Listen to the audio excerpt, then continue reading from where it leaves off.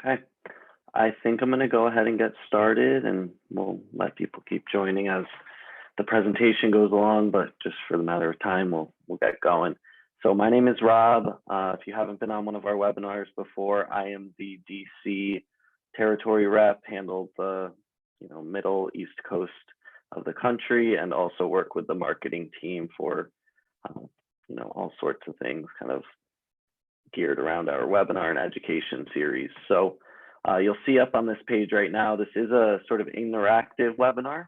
So you're more than welcome to participate. You're not required to participate, but does offer a little bit of extra interaction to the presentation. And we will also have my two coworkers on the marketing team, Teal and Maddie, man in the chat box. So if you have any questions, please throw it in the chat box and we'll open up for back and forth questions if we have time at the end.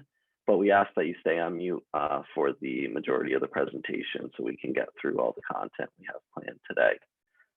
So with that, we can go over to the beginning of the slides and introduce you to CaraGreen if you're not familiar and get into the content.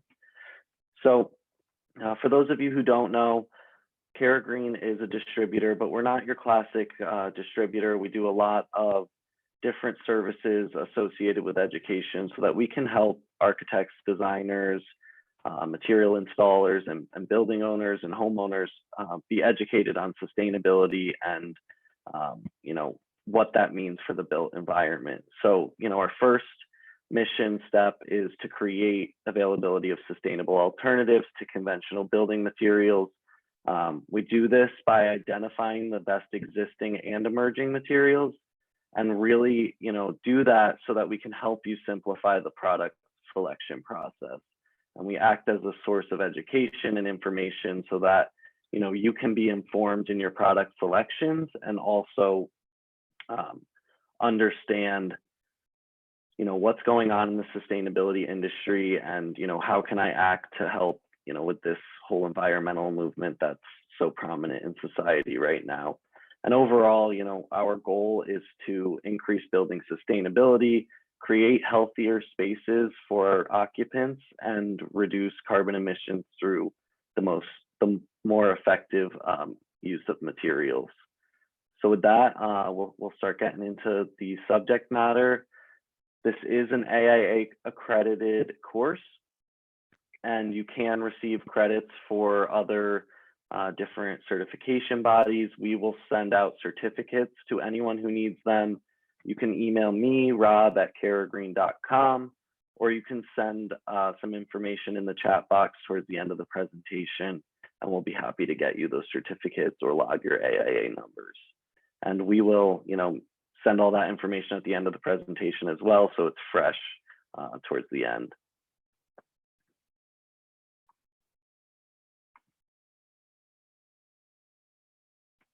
So today we're going to be talking about biomimicry in building materials. I like to think about this as the next step from biophilic design, which was our presentation a couple weeks ago, but it's a really, really interesting topic, somewhat new to the entire world. It really wasn't developed until the second half of the 20th century. So we're really looking at a new cutting edge topic. But today, of course, we're going to talk about the role it plays in building materials and technologies.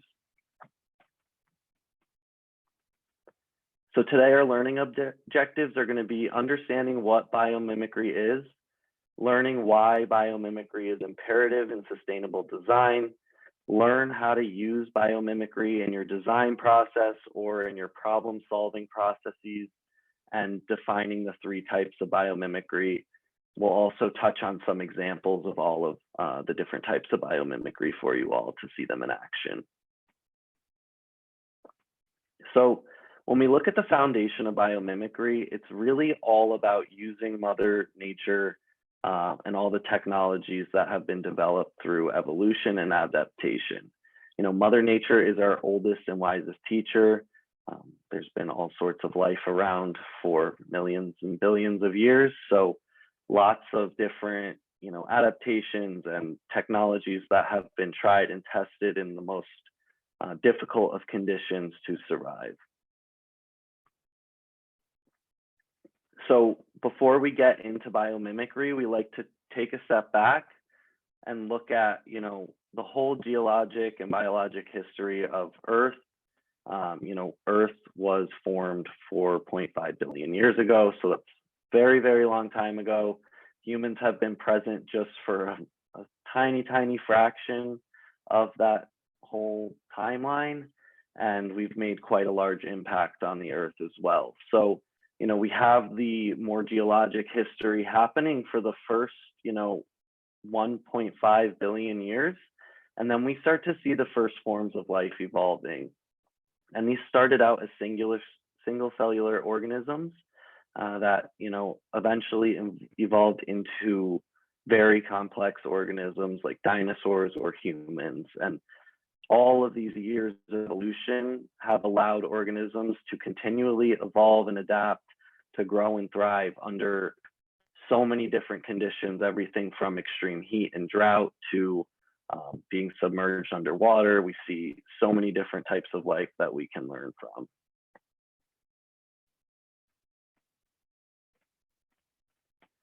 So the next part that we want to discuss is adaptation versus evolution. This is really important to understand because a lot of these technologies that we're going to take from living organisms or structures are formed through this adaptation and evolution process, but there is a very big distinction between these two concepts. So an adaptation is a newly mutated trait that increases fitness in a particular environment and are more likely to be passed down from one generation to the next. So evolution does not have any direction it's going in. There's no end goal. We just simply see all of these mutations taking place, and the ones that increase fitness are the ones that are passed on to the next generation. And that passing on of these adaptations over time is what's leading to evolution of an entire species group. So evolution is the gradual change in the frequency of certain traits within the gene pool of a population. So that's seeing those adaptations spread across an entire gene pool over time, leading to new species, new animals, and new life forms. So again, evolution is the result of adaptations over time.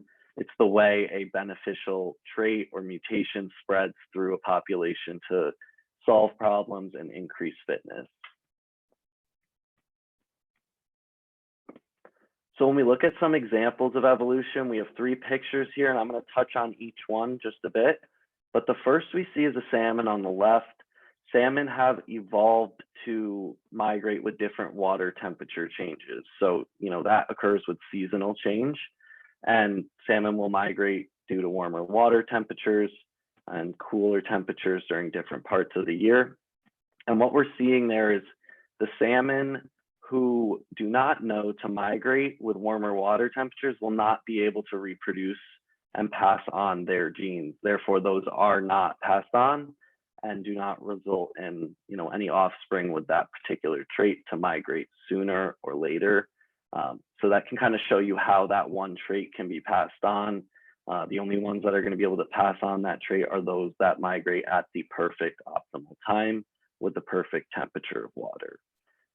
The next example we see in here in the middle is a fruiting, it's a Cuban plant that produces this fruit structure that actually,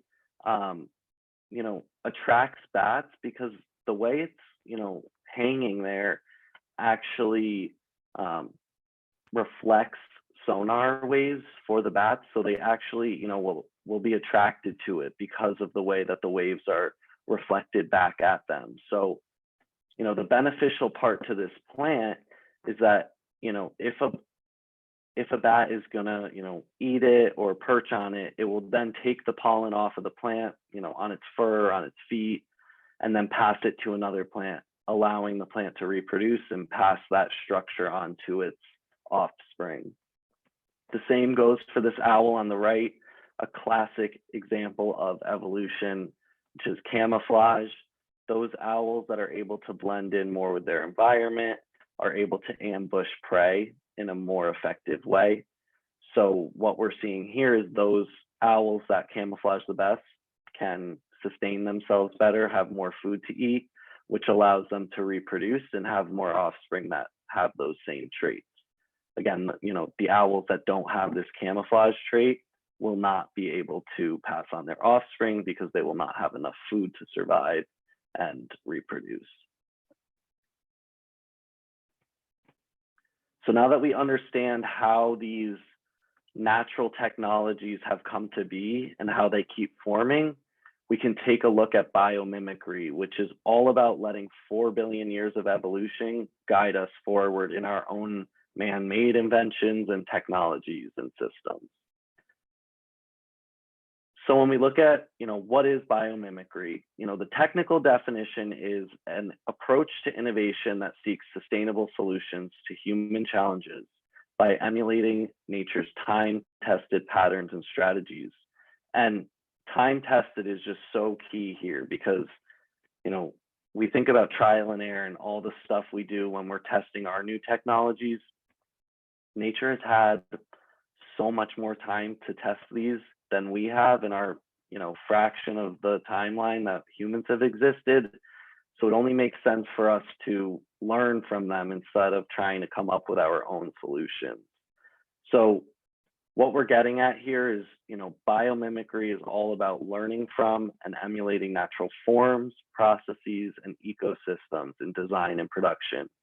So we're using nature's tried and true solutions that have been proven over and over and over for very long periods of time to solve our complex problem. And it's looking beyond just replication of their form.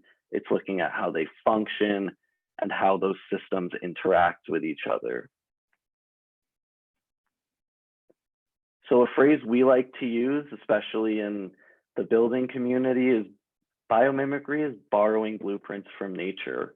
We're looking at, the structures, the functions, and the systems that these organisms use to survive and thrive to invent our own technologies that mimic them. So a really, great example that we see here is mimicking the bullet train off of a bird's aerodynamic beak and form. So this is both mimicking the form and function of this bird. It's offering a minimal air resistance for this train and increasing efficiency of the fuel or electricity it's using. And you might think, okay, why is this just coming to the forefront of the architectural community, the building community, but really, the whole technology development community of the world right now? Why now? And it's because we are not living in a sustainable manner right now. We're facing some pretty complex problems, including climate change, food and water insecurity, overcrowding, and natural resource depletion. So, obviously our technologies are not working the way nature would, and it's time for us to look back at nature and see how it's sustained itself for billions of years and how it could sustain itself for billions of more years. So we're going to look to nature to help us develop sustainable systems, practices, and lifestyles that can combat these challenges that we're facing right now. And when we look at the benefits of biomimetic solutions, we're seeing a variety of different positive impacts these different structures and systems can offer us. Anything from saving resources and energy costs by establishing collaborative synergies to helping create structures and products that are resilient to a changing climate or natural disturbances. We're also able to build smart and efficient structures by leveraging the different contexts and climatic conditions that these organisms survive and thrive in. And it helps us to, understand how we can adapt our own systems to survive under different conditions. So overall, this is really promoting a more circular economy by continually reusing resources or recycling resources.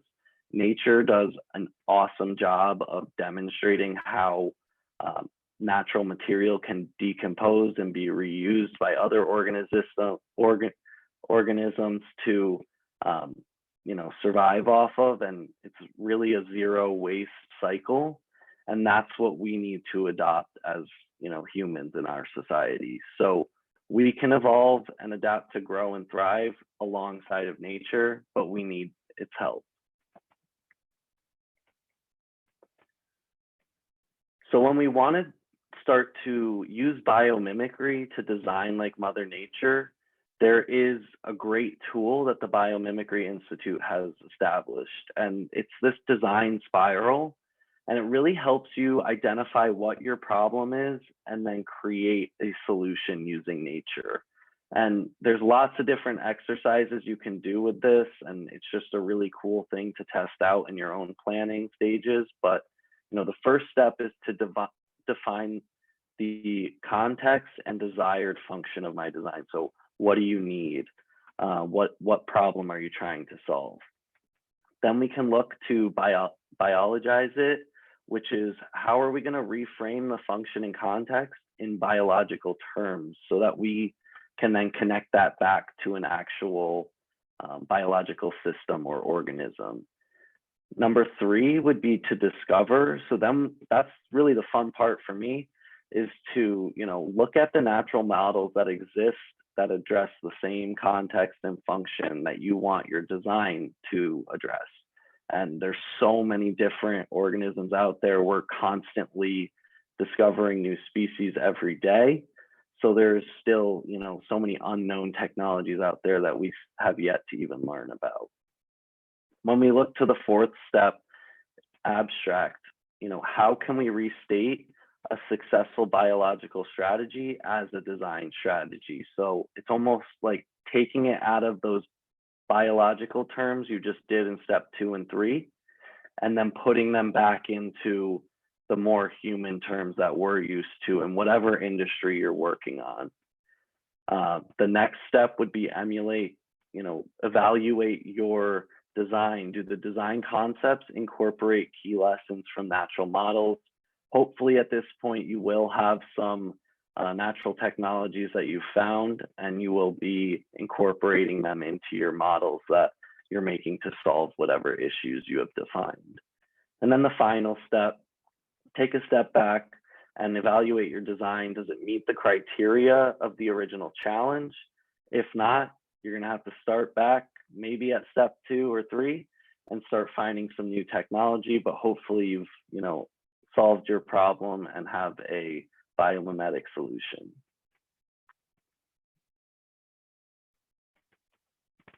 So we have our first poll up here. What is the most interesting phase to you from the biomimicry design spiral? So you can use that text function we talked about in the beginning. Directions are at the top if you missed that.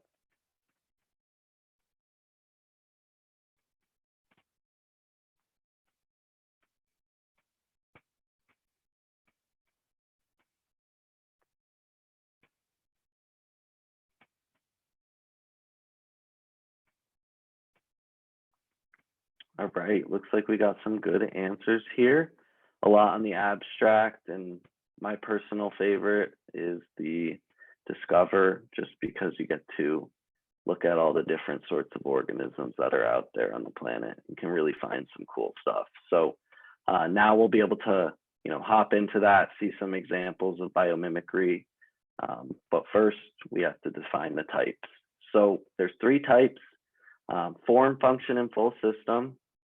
Form is totally based on structure and what the organism looks like and the structure that makes up this particular plant or animal that we're modeling off of. Second type is function. What does the organism do?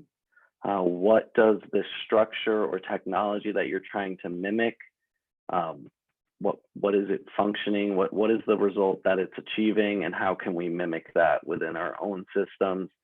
And then finally, the full system, how all of these different components work together as a whole.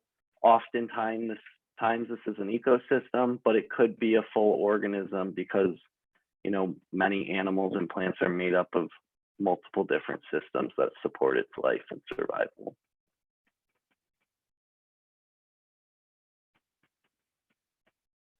So now we'll hop into biomimicry of form, go through some examples for you. And again, biomimicry of form is mimicking natural forms in structure.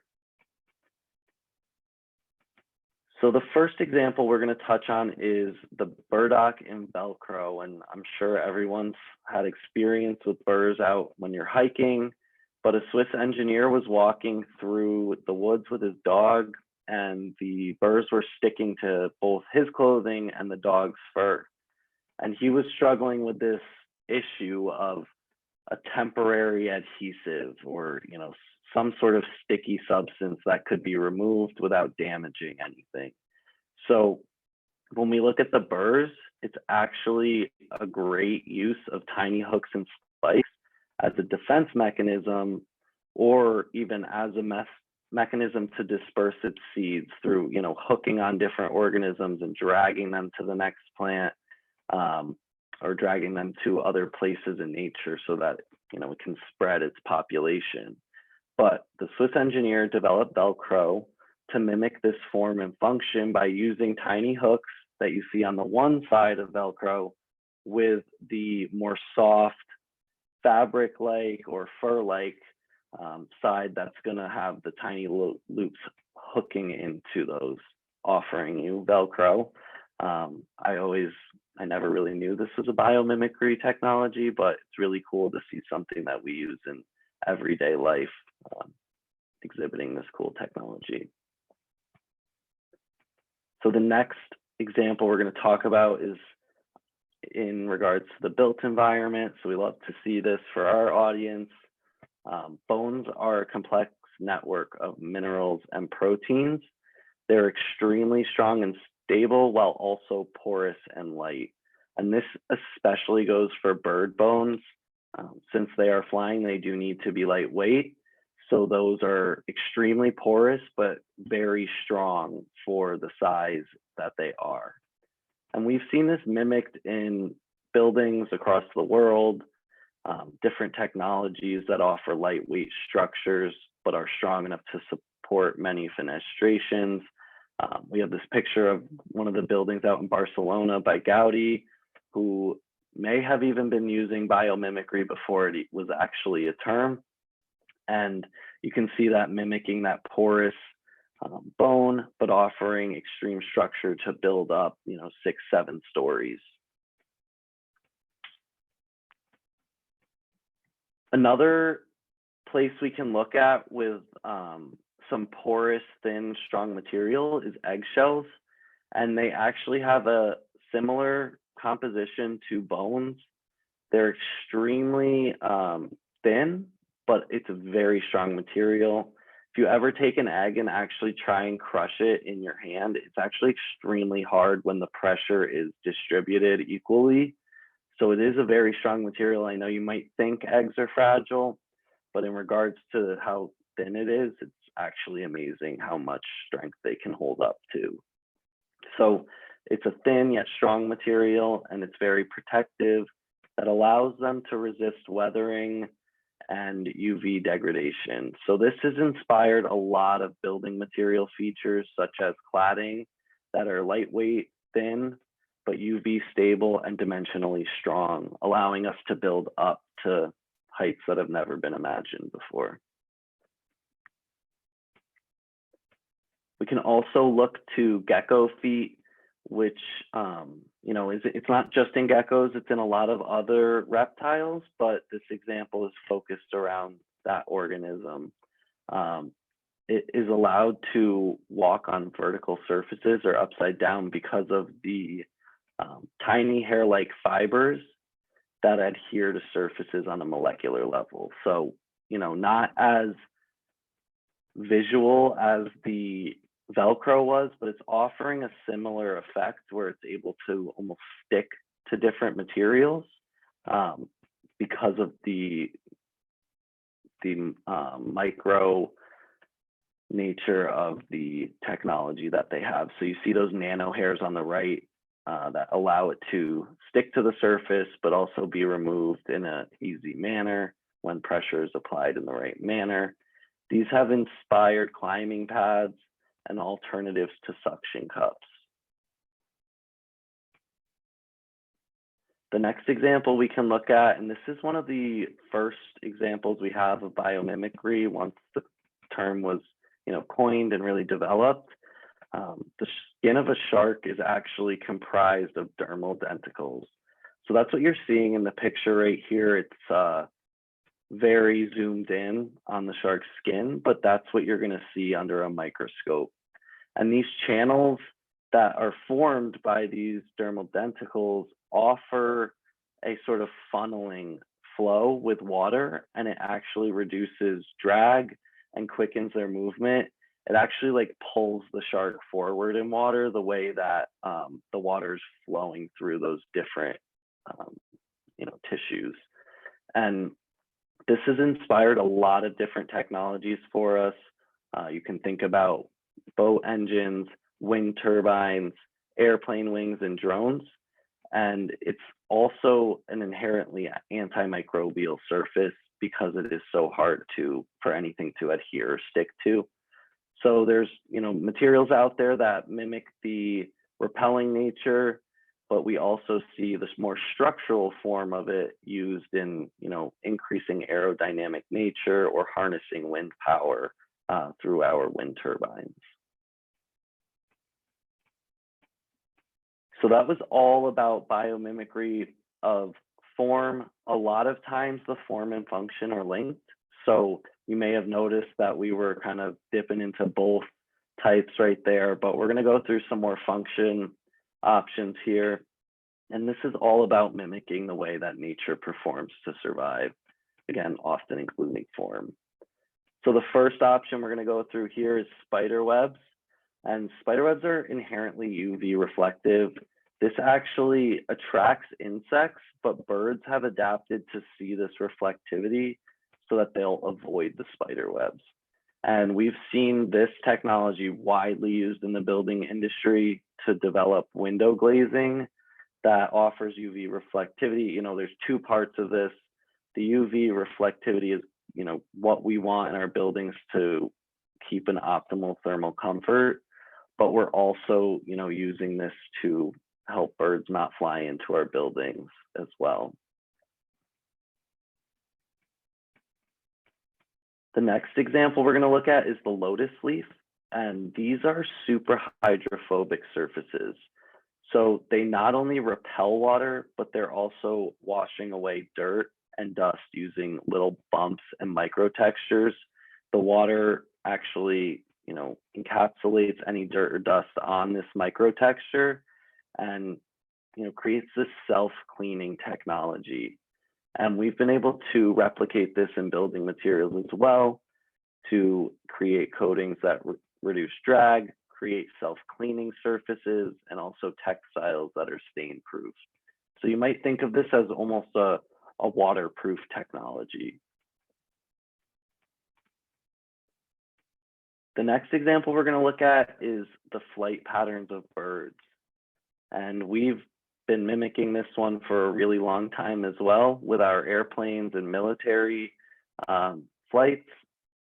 Flocks of birds are often flying in a V shape, and that allows them to create an updraft that lifts the bird behind them, ultimately increasing the efficiency of the whole flock.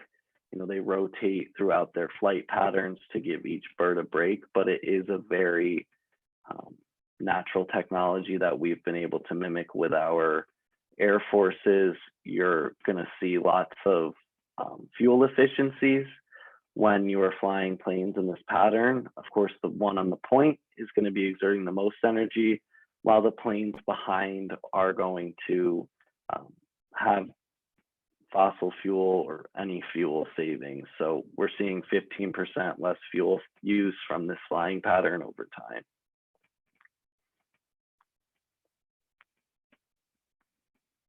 So now we have another poll question for you. Which lessons from nature could you incorporate into a design of yours?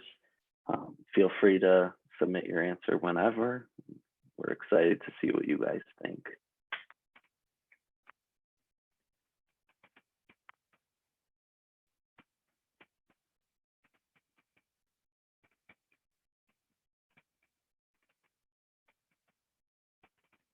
Looks like the lotus leaf is the leader so far.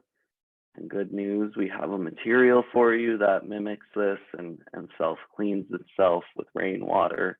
And we'll get to that at the end of the presentation.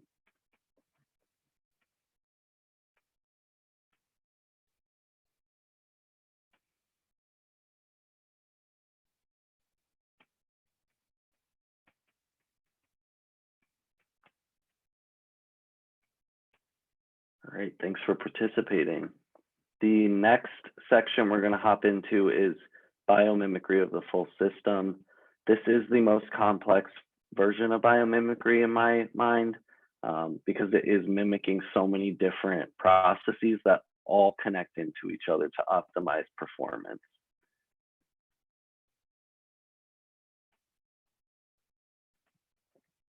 So the first one we're going to look at is coral reefs. And coral reefs and rainforests both sequester huge amounts of carbon dioxide by reincorporating carbon dioxide into different structural elements. So in rainforests, trees and plants are using those for the building blocks of their structure. And in coral reefs, the coral is actually built out of a lot of this carbon dioxide over time. So organisms are using that to build their structures and grow. We have a really cool example here of deep water desal in California. That is a water purification plant that's combining carbon dioxide produced by its power plant with a calcium byproduct from desalination to create a limestone building material.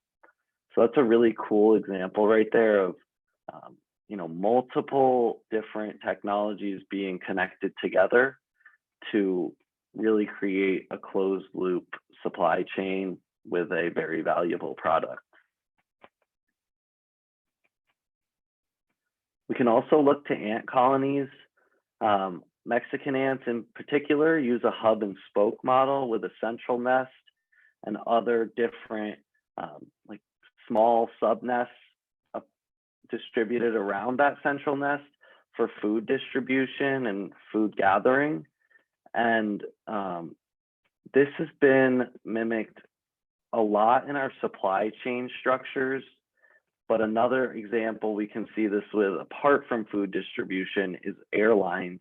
A lot of them will have their central hub, think about Delta in Atlanta, and then they'll have, other larger home bases almost where they, keep a lot of their planes so that they can have wide coverage around the world.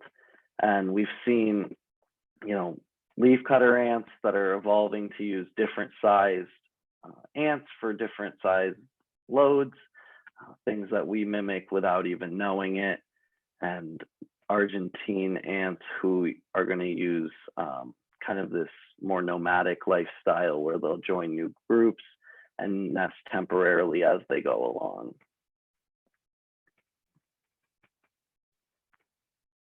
Another place we can start to incorporate into our built environment would be mimicking trees' capability to manage rainwater. So water scarcity is a huge problem across the world. Maybe not where you live, but I guarantee you there's somewhere close by that is struggling with this. And trees are a great way to take in water and store it for later. Their root systems go really far down in the ground and help to retain moisture in the groundwater.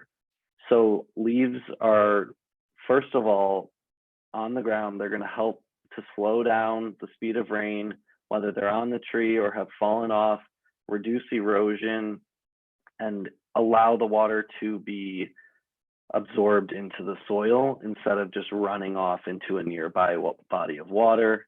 We've seen this used in India for an entire city to mimic these rainwater management tactics. They experience a very wet season and then a very dry season.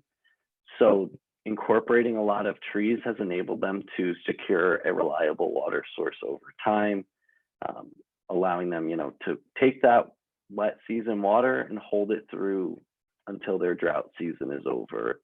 It also slows the speed of water to prevent erosion of the hillside, which is something that we struggle with frequently in our built environment. So now we're going to take a look at a problem that we see out in the world and see how we can use biomimicry to solve some problems.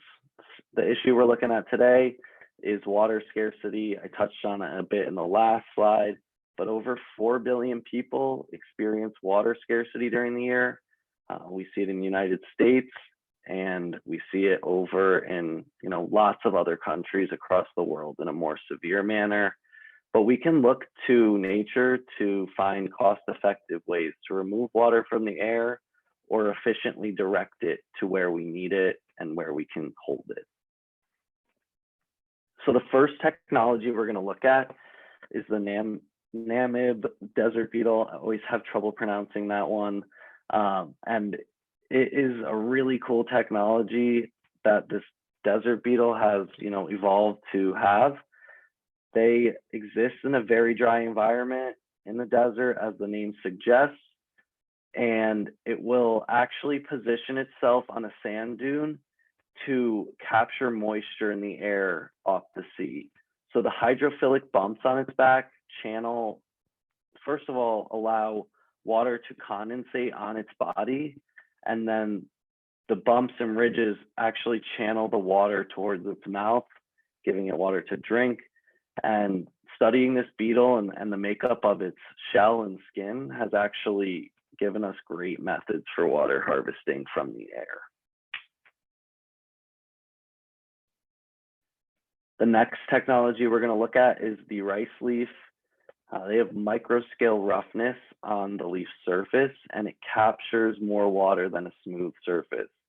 The other side of this is the structure of the microscales actually only allow water to move in one direction, and that's towards the root system.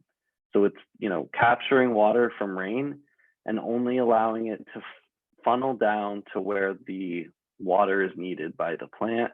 So that can help us with directing water. The next one we're going to look at is the pitcher plant. And this is a carnivorous plant that has cupped leaves, uses captured water to convert it into a slippery coating that allows them to capture prey. But this is also helping them to withstand hot and cold weather. Once an organism is in there, it cannot get out because of the slippery nature. But that's something we would want to mimic with some of our materials to help water flow down the sides of our buildings, for example. So now with those 3 different technologies, we can combine them to create a really cool water harvesting material. And we've seen this done by a study at Penn State and the University of Texas. And they combined inspiration from all 3 of those organisms to create the slippery, rough surface to address water scarcity. So this is taking the,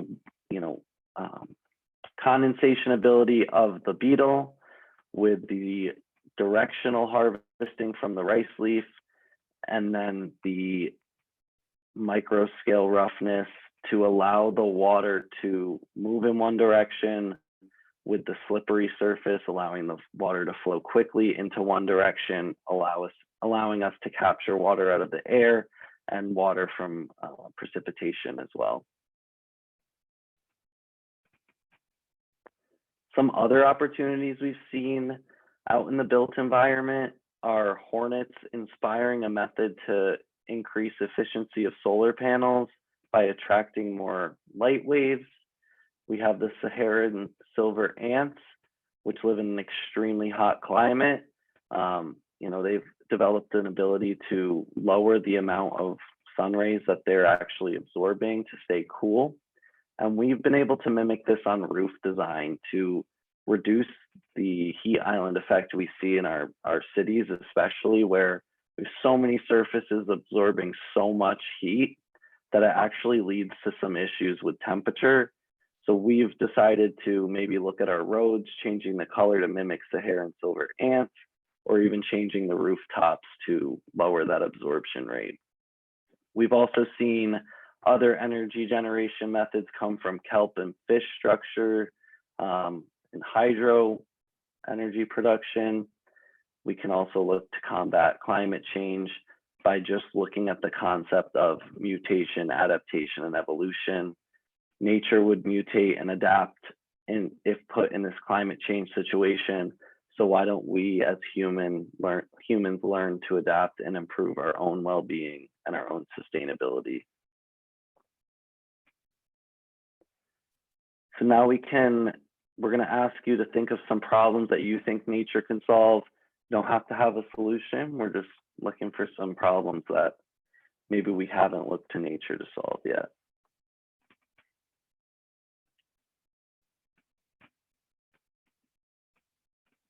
And you can just text in any text and it'll show up on here.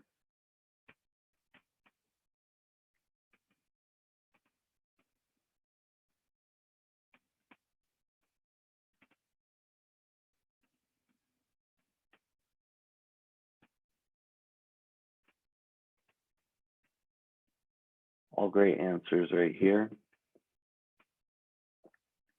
And we'll be sharing these with you after the presentation.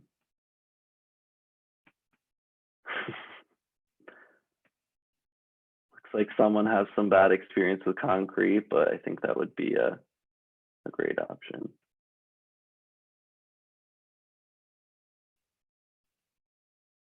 Awesome. Thanks for sharing, everyone. And we'll keep going with our presentation. So again, just to sum up what we've gone through, we're emulating nature's beauty, function, and systems in our spaces. But now let's, really focus in on some buildings and structures that already do use biomimicry. So the first example we're going to look at is the Guggenheim Museum.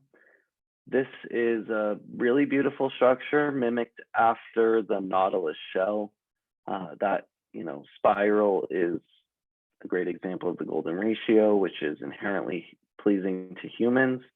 And they have mimicked that here just for the beauty of the structure that they've created. So this is a form example, no function or full system here. Now we can look at the bird's nest in Beijing from the 2008 Olympics.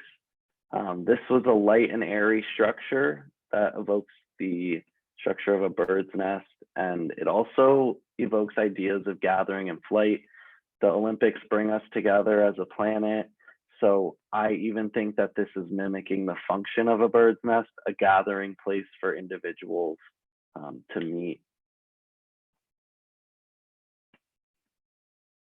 We can also look at sintered stones and other building cladding materials that participate in a pollution eating process, performing almost as trees. So a particular sintered stone we're talking about here uses the combination of UV light and a titanium dioxide treatment that actually creates a photocatalytic reaction with organic pollutants. So think about nitrous oxides, methane, carbon dioxide, all those greenhouse gases that we hear so much about.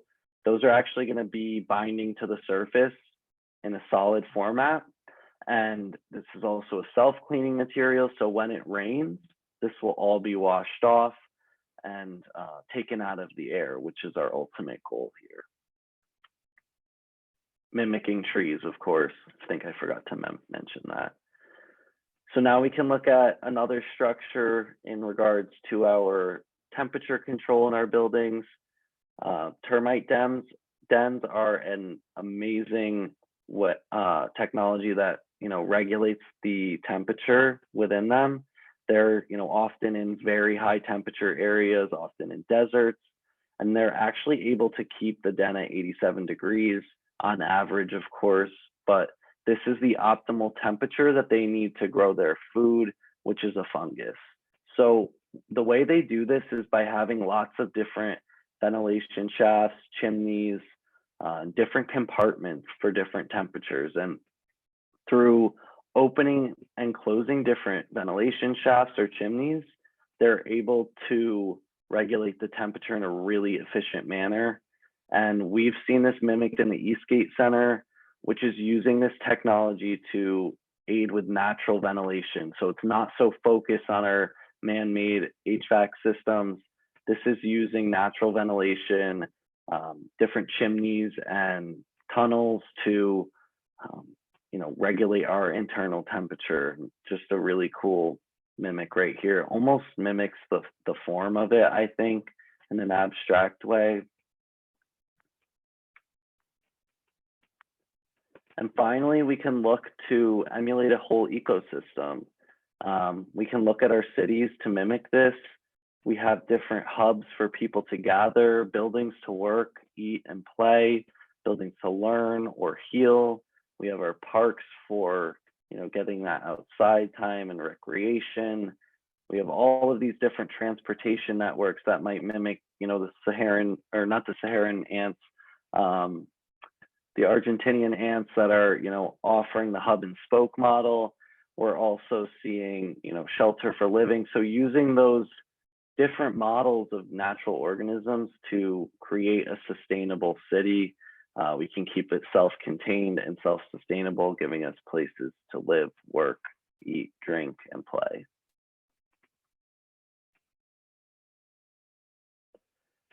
So now, if you've seen any other examples of biomimicry, we'd love to hear where you've seen them, what they are. Again, you can type in any text here and they'll display on the screen for us.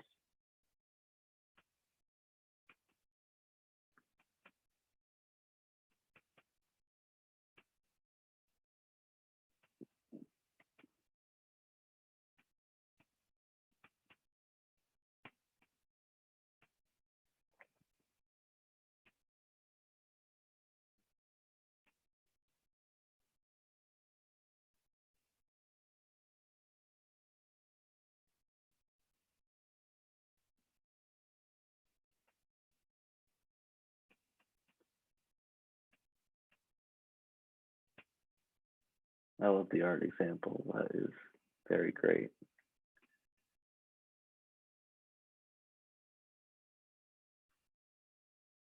Umbrellas, yes. Beetles carrying heavy loads. These are all great examples.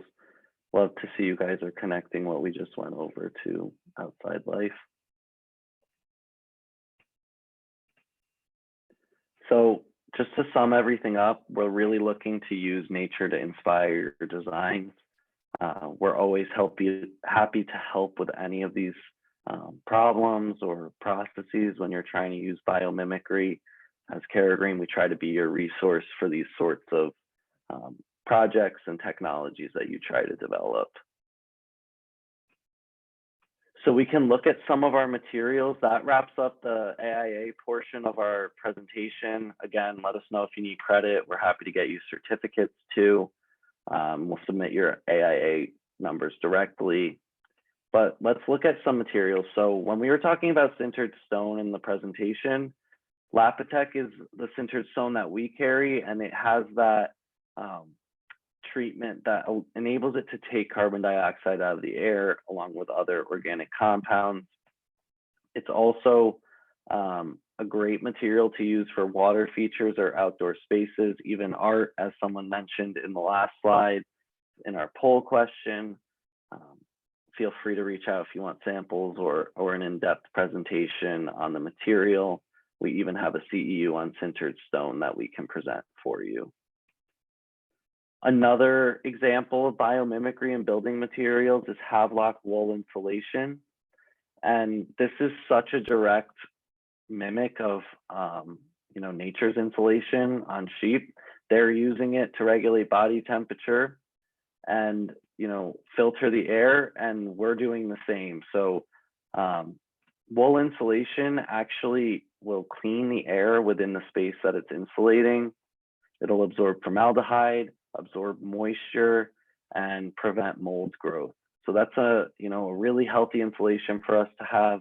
Great alternative to fiberglass, which honestly can do the opposite of what we just talked about with Havelock, but a really direct connection with the natural world using wool insulation. And the third material we're going to touch on is Duresco quartz composite. And what's really cool about this particular quartz is that they're using a bio-based resin. So it's based on coming from plant material. I believe it's soybeans, and they're using that, inherent capability that plants have to resist UV and protect themselves against UV rays, and incorporating it into our countertop materials. So this quartz can be used outside and withstand any discoloration or fading like we see with other quartz lines. Because of that bio UV resin, there's no polyester or anything in there that's going to discolor. And this is a great sustainable product to use out in your spaces.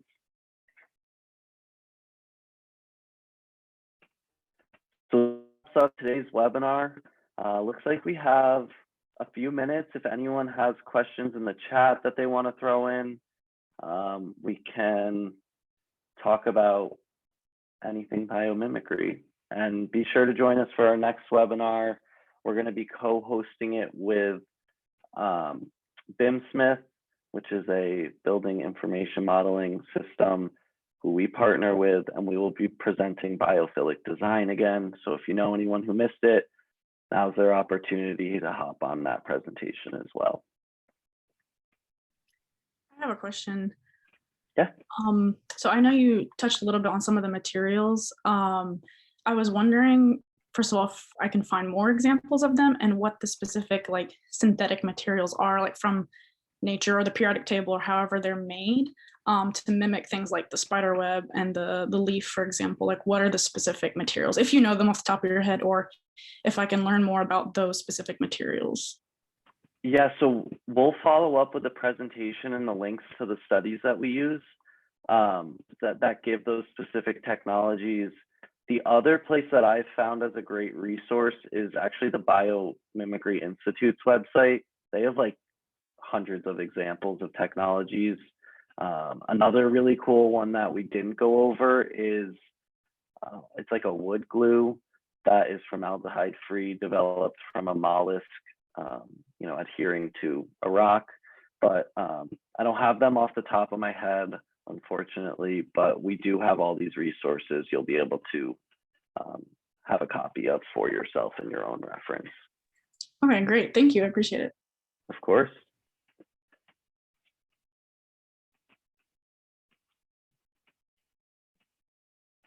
Okay. Well, if there's no other questions, don't forget to send me an email if you want your credit or certificate, rob@caragreen.com. And we really want to say thank you for joining and listening to what we have to say about biomimicry.